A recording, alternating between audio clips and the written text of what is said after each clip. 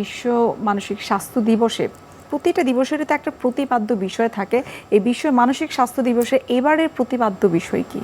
World federation of mental health একটা association আছে সারা পৃথিবী জুড়ে আর কি, তারা ডব্লিউএইচওর সাথে ওয়ার্ল্ড হেলথ অর্গানাইজেশনের সাথে ঠিক করে একটা প্রতিপাদ্যের বিষয়। এই প্রতিপাদ্যগুলি তৈরি করা হয় যাতে মানুষের মধ্যে সচেতনতা বৃদ্ধি পায়, সেজন্য সবার কাছে যাতে কথাটা পৌঁছে সেই জন্য এই দিবসগুলিকে পালন করা হয়। তো এইবারে যে 10 অক্টোবর বিশ্ব মানসিক স্বাস্থ্য দিবস পালিত হয় তার প্রতিপাদ্য হলো access to service mental health in catastrophe and emergency, অর্থাৎ দুর্যোগ এবং ইমার্জেন্সিতে জরুরি সময়ে মানসিক স্বাস্থ্য সেবার অ্যাক্সেস থাকতে হবে, মানসিক স্বাস্থ্য সেবায় পৌঁছাতে হবে। এটা হলো মূলত কথা।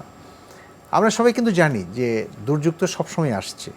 কিছুদিন আগে আমরা মাইলস্টোন কলেজে যে একটা অ্যাক্সিডেন্ট হলো, বা ঝড় হয়, বা আর্থকোয়েক হয়, সাইক্লোন হয়, এই সমস্ত, এমনকি রোহিঙ্গা জনগোষ্ঠী যে ভেসে আসলো, এই সমস্ত কিন্তু দুর্যোগের বিষয়।